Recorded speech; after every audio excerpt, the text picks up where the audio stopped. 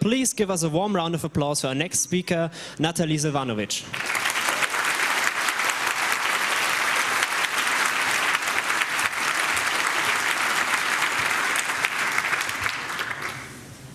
Hi everyone, thanks so much for coming.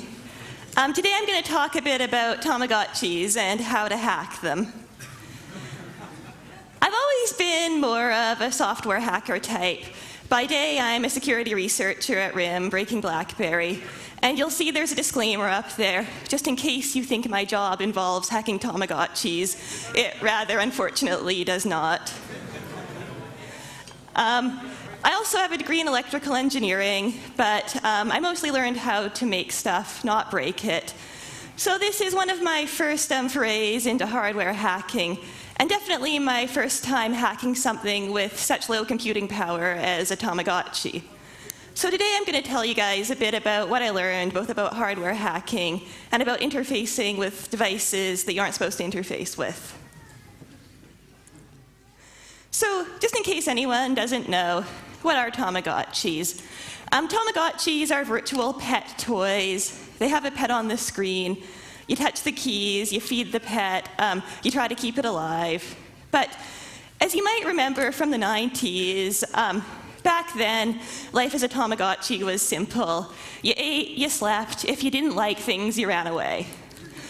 Nowadays, Tamagotchi life has become much more complex. They've got to go to school, get jobs, make friends, and if that doesn't go well, they can forget about getting married or having kids. And how do they do this? Well, there is an IR interface in this antenna, and they can use it to form relationships with other Tamagotchis. Now, the latest Tamagotchi is the Tamatown Tamago, and that's what I mostly hacked. And it's the same thing. Inside the boards are actually very similar. But it has this one new feature. It supports figures. And these figures have like games or items or restaurants that Tamagotchi can go to in them. And you put them on top, and then you can play with them. So those are the interfaces I was trying to hack while working with my Tamagotchis. So what are my goals here? Well, I was curious about these external communication channels, the IR and the figure, so I wanted to decode them. Also, I kind of wanted to dump the actual binary code off the Tamagotchi and see if I could reverse it. And I wanted to answer kind of what I call the deeper questions of Tamagotchi life.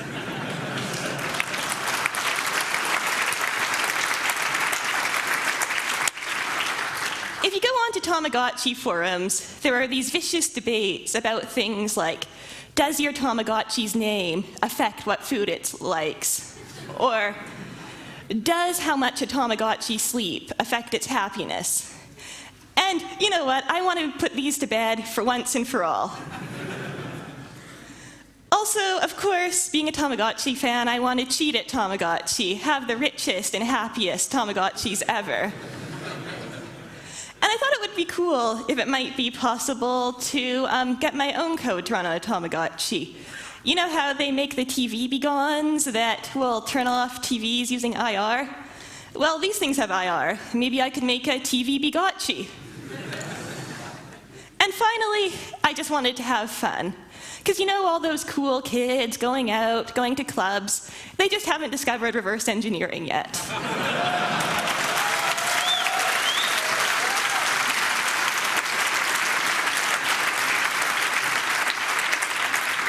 And one more thing, which was totally not my idea.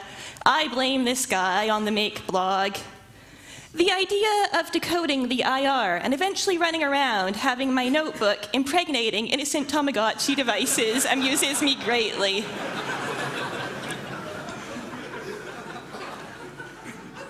So the first thing I looked at was the IR, and this was actually a couple of years ago, so I'm going to breeze through this, and I used the old device for it. I set up my Arduino with an IR receiver and an IR LED, and I started off by listening to the communications, and eventually I used the LED to simulate the communications. And I did manage to decode the protocol pretty well. I could cheat at the game. I made my Tamagotchi a rich fake friend that gave it tons of gifts. it also really liked this friend, so it became very happy. And I also discovered that, yes, the impregnation checks are client side, so you can totally do that too. But yeah.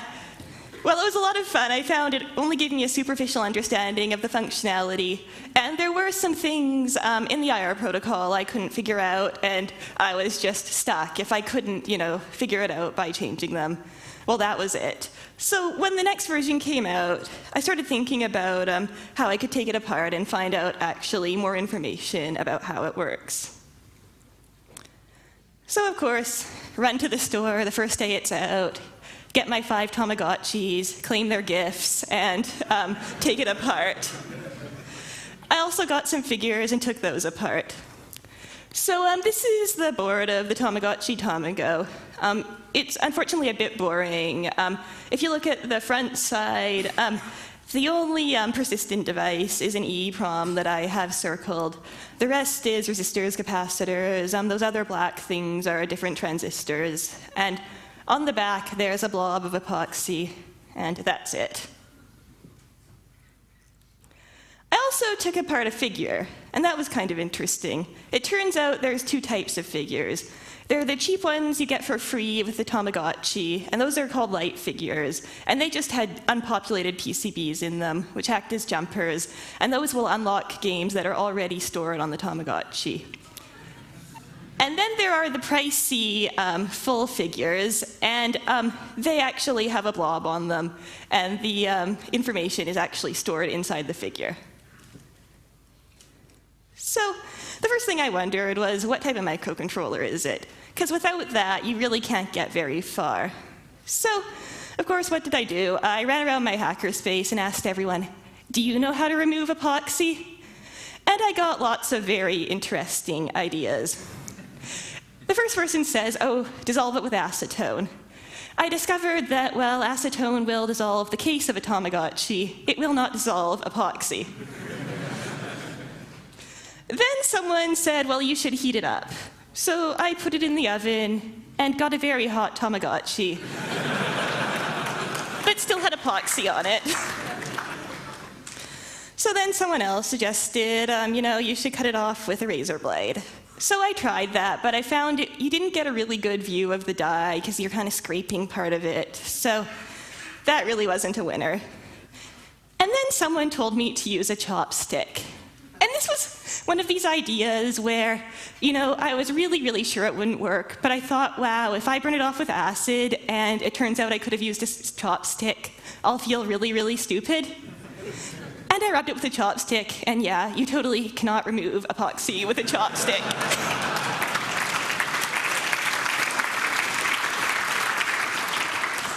So I let this go for a while, and then I saw a talk by Travis Goodspeed at Source Boston on how he was decapping chips to identify radios.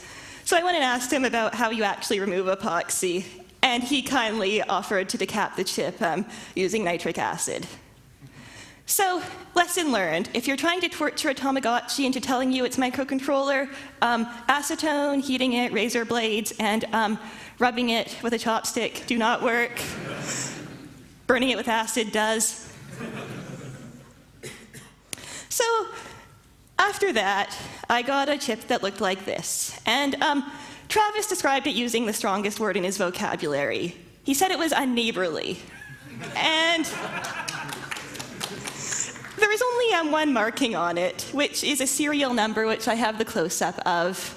And there's actually one feature I didn't kind of notice at that point, but you'll notice that some of the pads are recessed on the bottom right side. So I had no idea how to identify this, so I started off by looking at every single blog I ever remembered having decap chips on it. And I didn't find anything.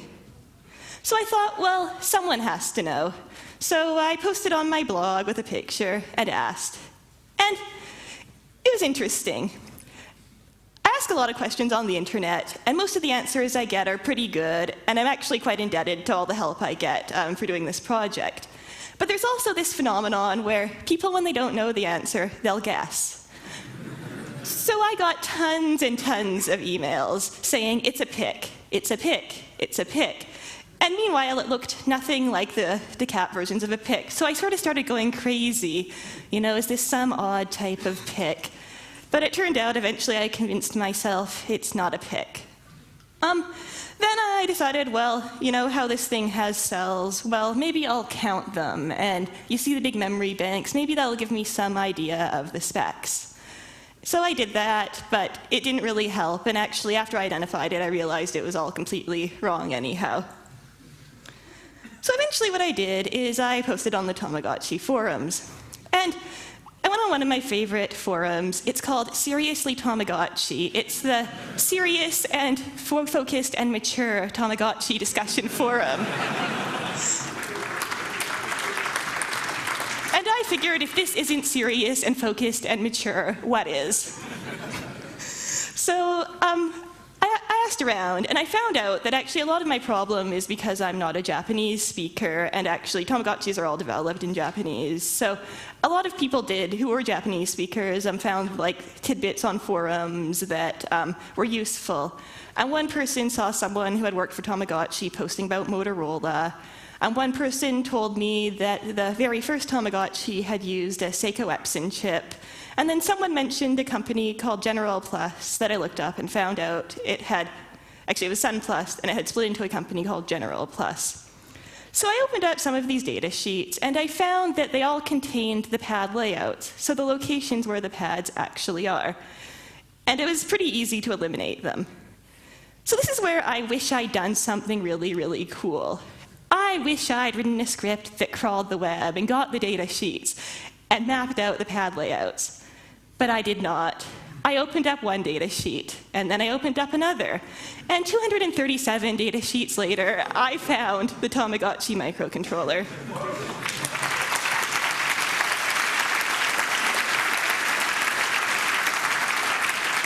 So it turns out that the Tamagotchi runs a General Plus GLPB series LCD controller. It's an 8-bit microcontroller. It runs 6502 like a Commodore.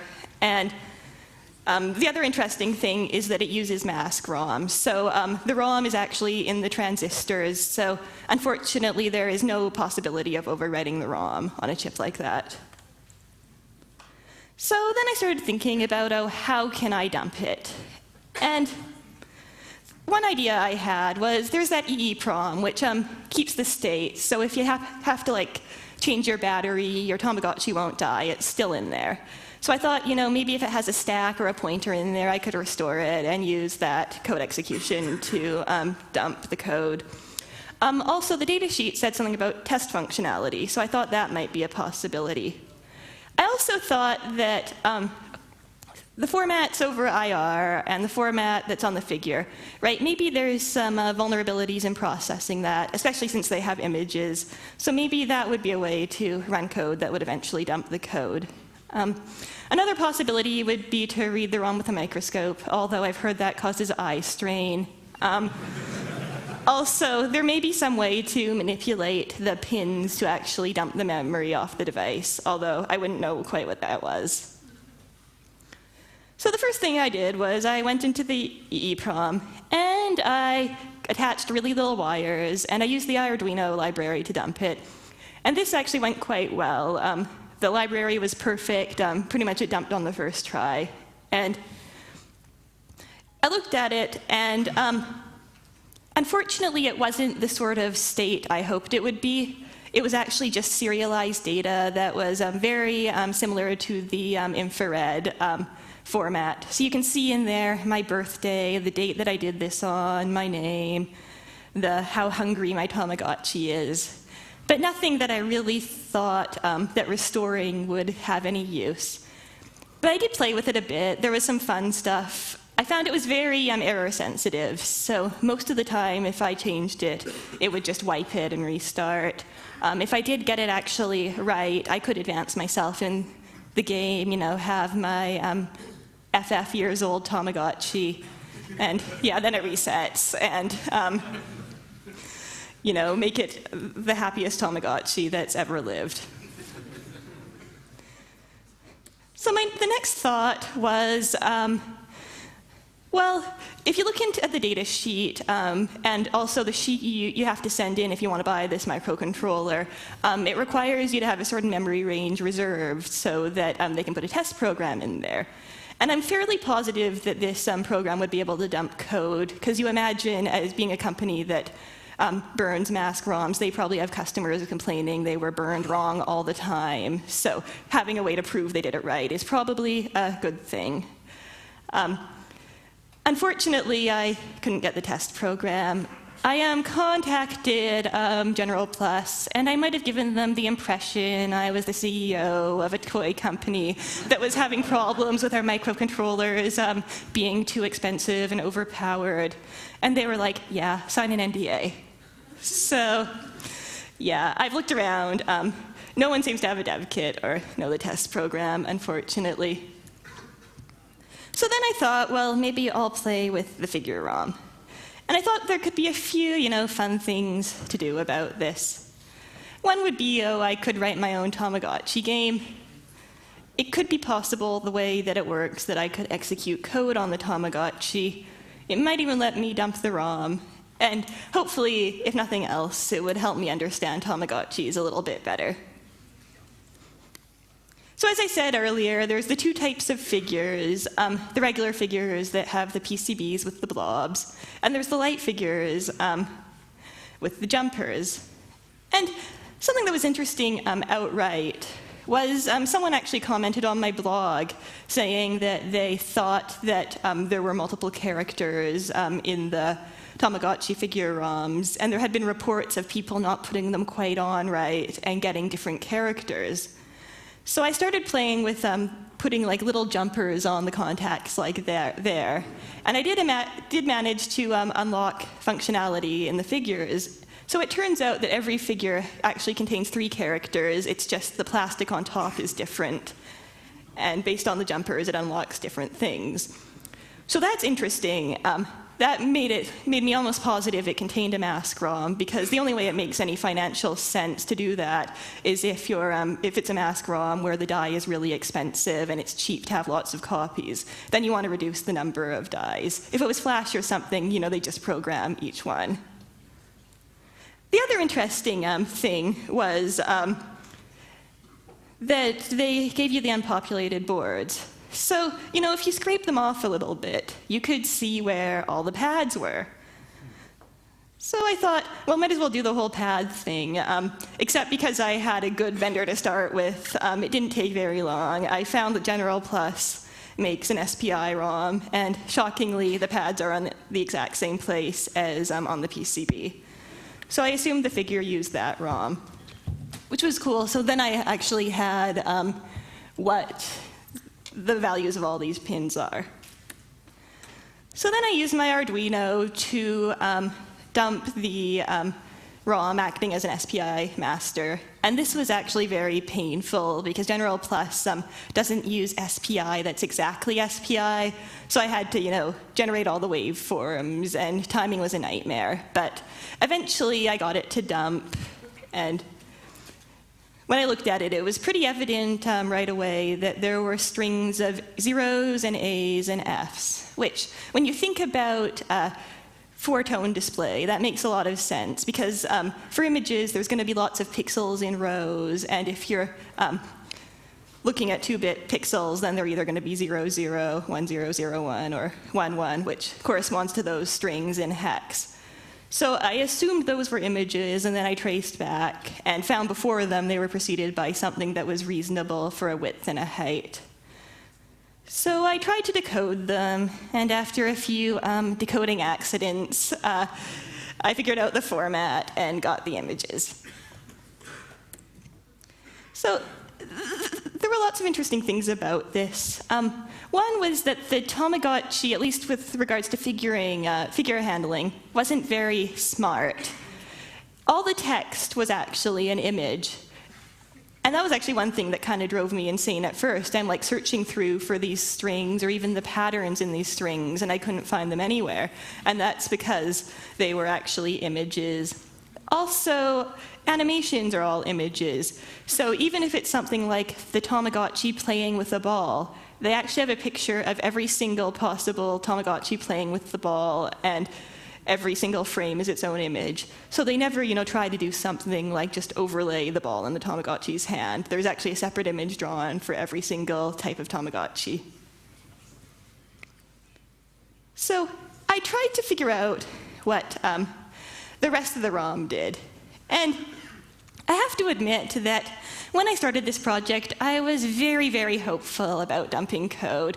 So one day I went crazy and wrote a disassembler for General Plus code, just in case one day I needed to disassemble it. So I used this, and I went and I searched through, for any 4-byte string that looked like General Plus code, and there was absolutely no code there at all. So I figured, maybe like my EEPROM, it was serialized data. So then the next step was to simulate the flash, because you can't really do it, or simulate the ROM, because you can't really do anything other than look at it if you have just read it. So I thought if I could change values, maybe it would start to become a lot clearer what they did. And I went looking for a compatible flash, and General Plus told me they only deal in quantities of 100,000, but maybe they were just bitter my toy company didn't choose them as a vendor. So I attempted to simulate the ROM using an Arduino, but it was too slow. And this was sort of a comedy of errors. I started off with the Arduino, it sort of worked, and then eventually I realized it was timing, it was too slow. So I upgraded. I got a chip Uno, which has a PIC in it and was a bit faster. And this actually drove me insane. It would work for a little bit, and then it would stop working. And it did this so many times. And eventually I figured out that the Tamagotchi actually speeds up while reading. If it's reading something sensitive, like serialized data, it'll read slowly so it doesn't get corrupted. If it's reading the pixels of an image, it'll go super fast, because I guess it doesn't matter if a little bit of an image gets flipped. So when I eventually figured this out, I realized that the chip I had ordered was also too slow. So I found another one, an SD microcontroller discovery board, and that one was finally fast enough. So there's my setup. What do I say? I'll shorten wires when I'm dead. So I could do some cool stuff. I knew the image format, so I could alter the images. So normally there's something like a wardrobe in the background when you attach a figure, so I made it my initials. Also, it didn't check the size other than it's smaller than the LCD, so you could take over the whole screen. Unfortunately, I was hoping it might overflow the LCD RAM, but it doesn't. Also, one of the fun things about simulating a chip is you can do things the chip can't do. So a Tamagotchi will assume every time it pulls the memory, the stuff is the same. But that's not necessarily the case when it's actually a microcontroller board. So I could do something that wasn't supported, like playing an animation.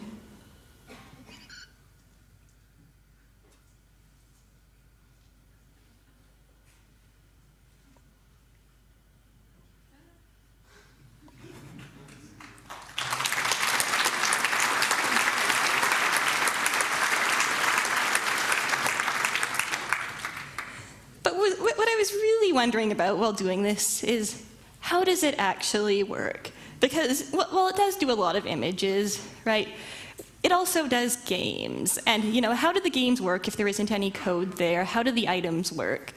And what perplexed me even more was the fact that it pulled less than 50 bytes of non-image data through the entire process of putting on a figure. Yeah, actually, exactly, 0x30 bytes. And I started changing them, and eventually I figured out what was happening. And it turns out the game logic is represented by 1 byte, which sounds really odd. And it turns out that pretty much there's 30 values, and all the game logic is in those 30 values. And I got to thinking about it. That sort of makes sense. You know, there's the game where you whack the thing back and forth, and there's the game where you hop over stuff, and there's the game where you guess which cards are matching. You know, even though the images are different, yeah, I can sort of buy that there's actually only 25 Tamagotchi games. And I did play with this a bit, and I'm quite confident that that's actually how it works. What was even weirder, though, is what happens if you jump to something outside of those 25 values. And it started taking me to other Tamagotchi screens that had nothing to do with the figure. So it would take me to the screen where you fed the Tamagotchi, or where it gave the Tamagotchi a bath. And if I pressed the back button, it wouldn't take me back to the figure. It would take me back to the normal screen, which you would get to from that screen. Which I guess that means, like the way I picture it at least, is that a Tamagotchi is just one really big switch statement.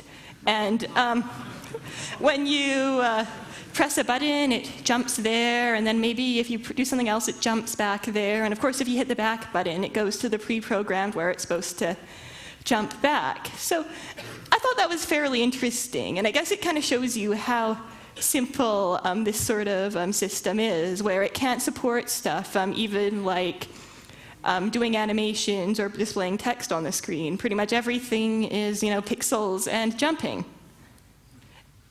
And also I saw a lot of freezing, but I'll talk about that in a sec. So here's another demo. This was, instead of jumping to a game, I jumped to making the Tamagotchi evolve, so making it get older.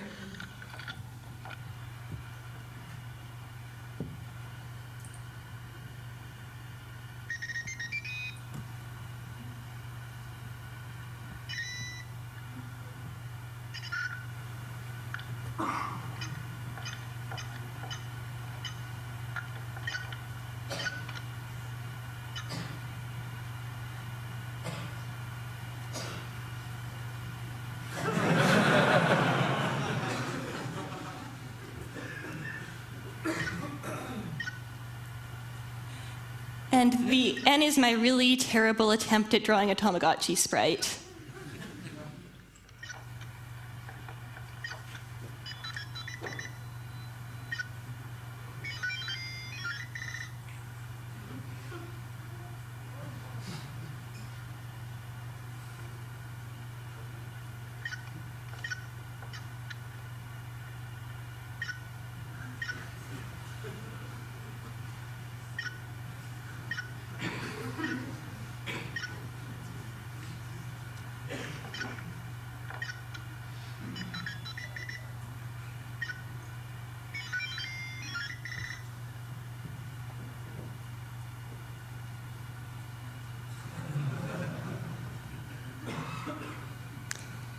So yeah, you can totally cheat at Tamagotchi.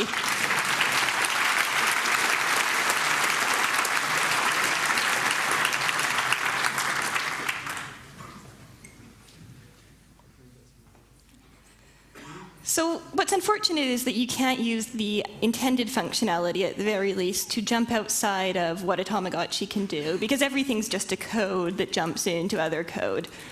So unless there's some sort of error, which is still a possibility, you can't be executing custom code using this functionality. I did wonder quite a bit about the freezing that sometimes happened if I used an invalid code. And unfortunately, that's fairly difficult to diagnose. One possibility is that it's intentional if invalid code jumped to something, and maybe that's where they would attach a debugger. But I also wondered what was happening because I could only access screens that my Tamagotchi could access. So for example, as your Tamagotchi gets older, it will be able to access different games, but I could only access the games my Tamagotchi could access. So it's also possible that what's happening is it's freezing due to some sort of bug with accessing something that your current Tamagotchi can't access. And I'm not sure what that would be. It could be something completely useless, like you get stuck in a loop. It could be memory corruption, but I suspect that's not the case just because it crashed the same way every time. Although since Tamagotchis don't have a dynamic heap or anything, it's possible that it is corrupting memory and just always dying exactly the same way. But regardless of the case, this is something that would be fairly difficult to diagnose, considering I was getting absolutely no screen output when it was crashing. It would just freeze really, really hard, and I had to remove the batteries to get it started. So I think with what I know, dumping the code using the figure would likely be difficult. So unfortunately, this is where I'm at right now. I found a lot of ways to cheat at Tamagotchi using the IR, the EEPROM, or the figure ROM. I feel like I learned a lot of really interesting things about how Tamagotchis work and how they're programmed, but I'm still trying to dump the code. I'm still tampering with the figure ROM, and I am, hint, hint, looking for the test program. You know, if there's someone out there, maybe that happens to be you, I would absolutely love to hear from you. And the same goes for any other ideas of how to dump the ROM. And most importantly, good times were had by all, except for the Tamagotchis.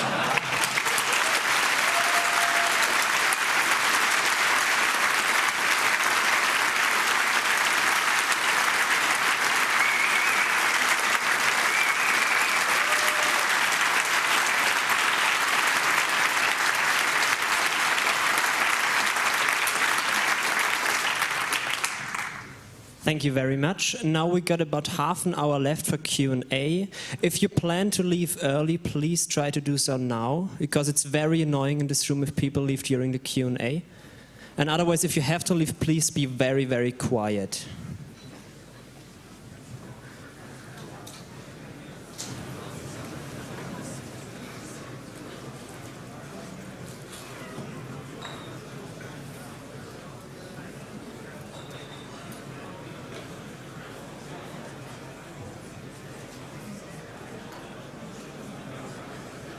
Also, for the people in the stream, you can ask questions using IRC or Twitter. We prefer IRC, but you can also use Twitter if you really want to. Just going to take a few more minutes for the people to leave, and then we're going to start.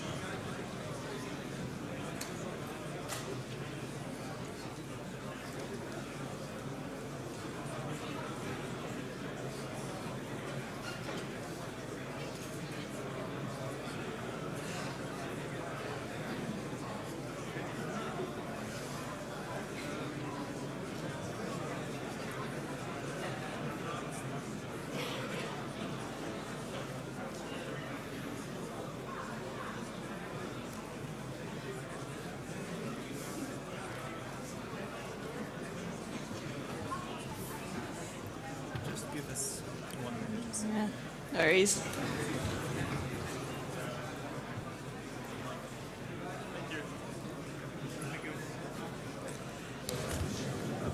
It was really good. Thanks.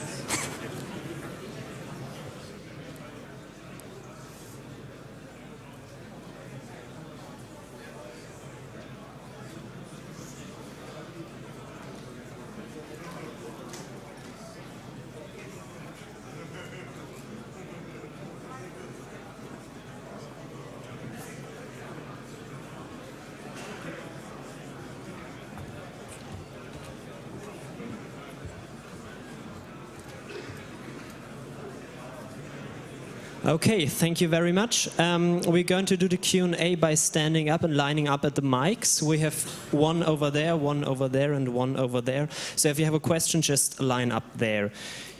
Yeah. Okay, I think we can start in about 30 seconds.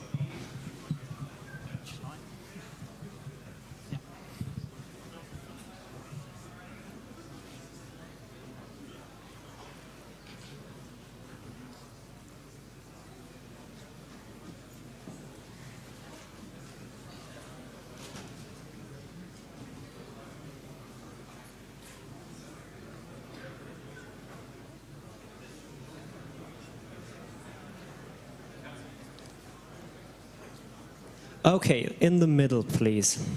Hi, this might not solve the problem, but maybe it can make you advance one step. Being an electric engineer, you're probably also accessible to lab equipment. Have you considered using differential power analysis on the CPU or whatever to try to guess more about the flow of code or what it does? You know, I haven't thought of that. That's an interesting idea. You can get in touch, I think, after the talk, or her contact information should be in the wiki. Yeah, my contact information is right up there, you know, just in case someone wants to send me the test program.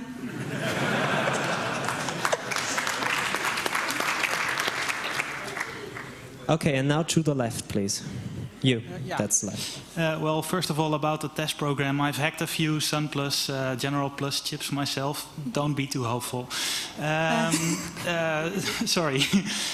Secondly, most embedded system-on-a-chip devices like this have a debugging port, which is usually a basic serial port. You have a TXD and an RXD pin. And if you're lucky and the developers actually left the debugging code in there, you can just hook a serial bus to it and then just read whatever the Tamagotchi is thinking. Have you tried that? Unfortunately, I've looked quite hard for that type of functionality, and I haven't found any. I think with this type of microcontroller, because pretty much you use the programmable dev chip first, and then you have the mask ROM made, I suspect that the programmable chip does have that type of functionality, but they don't leave it in when they actually make the one with the mask ROM. Okay, and now the internet also has questions. So the internet wants to know what versions of the Tamagotchis you use, so that the internet can go off and buy the right versions of the Tamagotchis. Well, for the IR, I used the Tamagotchi V4, and for the rest of it, I used the Tamatown Tamago, and there's actually only one version of that out. And yes, if you want to do this at home, there is Tamagotchi hack on GitHub, and you can download all the code for this.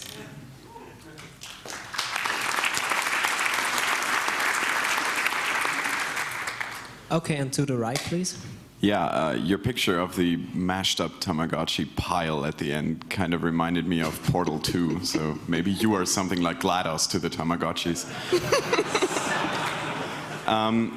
Now, you said at the beginning that you were trying to figure out something about the deeper meanings of their life or something. Now, if there was a, let's say, 13-year-old person to whom Tamagotchis are very important approaching you and asking you what you found out, would there be anything important that you will tell them, maybe about life after death or something?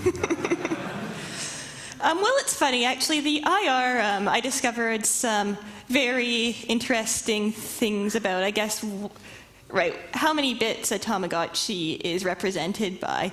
So it turned out things like the Tamagotchi's gender was actually represented by 3 bits.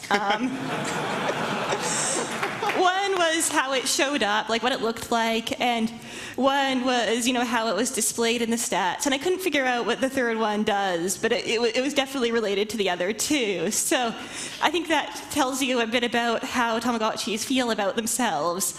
But the other interesting thing was about the relationships between Tamagotchis. So I found out that too much unreciprocated gift-giving will actually damage a Tamagotchi's relationship. So if you're given a couple of gifts, you gotta wait for them to give you one back.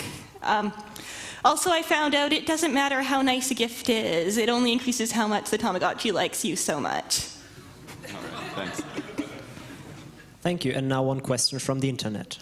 The internet also wants to know where the cartoon pictures come from, whether there's sort of a TV show or anything like that. I can't believe you're asking such a question. They come from a cinematic masterpiece known as Tamagotchi the movie.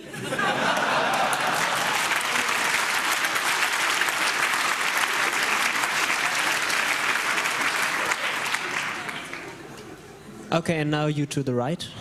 Well, the previous gentleman slightly stole one of my questions, because I was struck that you've got here, to the Tamagotchis, an entity outside of their world that is influencing their evolution and rewarding some of them over others. And I was going to accuse you of being Tamagotchi Cthulhu, but I want to say that I'm not really from the hardware hacking side of things. I'm more messed with software. And what you've just given us has been a really great introductory talk on hardware hacking, what's involved in it, how to get into it, whether it's a Tamagotchi or whatever it is that you're trying to hack. And I just want to say thank you for doing that, because it was a very illuminating talk.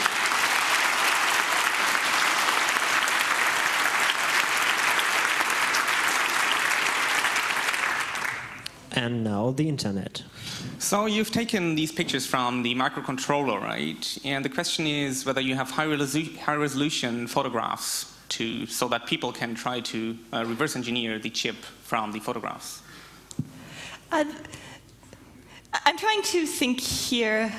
Definitely, if you find the ones that are online not high enough resolution, please contact me and I'll give you some higher resolution ones.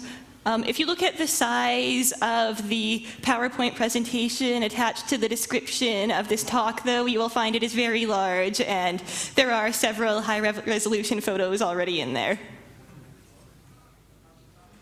Okay, now to the right, please. I did not completely understand the thing you said about simulating the ROM. How does it work? The chip has a mask ROM in it. Are you able to disable this ROM and simulate it from the STM controller, or how does it work? Yeah, that's pretty much what I did. Actually, let's see if... Do I show it very well here? Probably not. No. What I did is I took out there's the pins that you connect to. So I pretty much cut this piece of plastic off, and I took pins out, and then I attached microcontroller pins there. And then what I did is when I used the light figure, which is just the jumper, and I slid it on, and then because that one doesn't have a ROM in it, it took the data from the microcontroller board. Although you could also do it, since it's actually just a jumper, by just putting down a piece of wire so it's connected, and that would make it work too. Thank you. Are you done? Yeah? Okay. Then the internet. So the most pressing question from the internet is, how many tamagotchis did you actually lose? I'm trying to remember here. I guess at least 10 were completely destroyed. And then there's a few other in varying states of functionality. I don't pretend to be a Tamagotchi humanitarian. Does anyone on the left side have questions? Because it seems a bit unbalanced. No. Okay, then on with the internet. No? Okay. No questions at all. Well, thank you. And could I get a... You got a question? Go to the mic, please.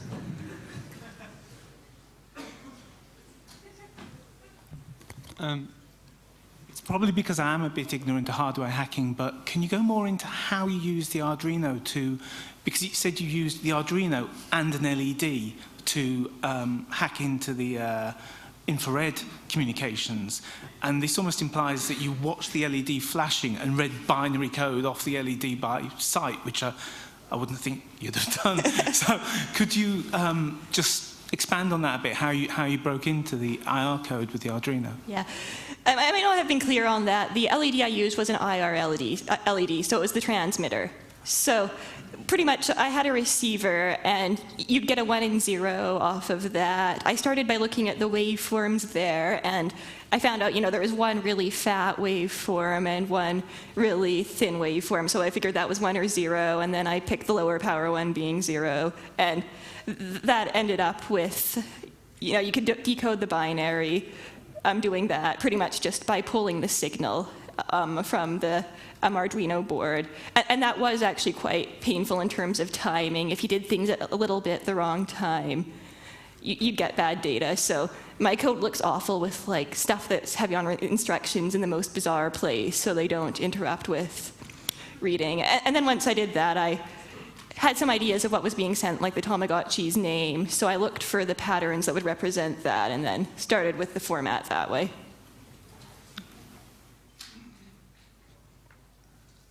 More questions from the internet? In fact, yes. So which IR base encoding is used? SIR or simply an UART connected to the LED? Sorry, I'm not sure if I understand the question. Can you repeat it, please? All right. So which IR base encoding is used? SIR or simply an UART connected to LED?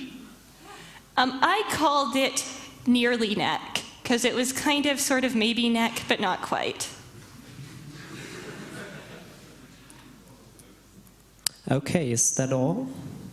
Then just one more announcement. We still need some angels for the night shifts, so if you're not really into sleeping anyway, just go to the heaven and sign up for some shifts. We would really appreciate it. Otherwise, please take your dress with you and give her another round of applause, please.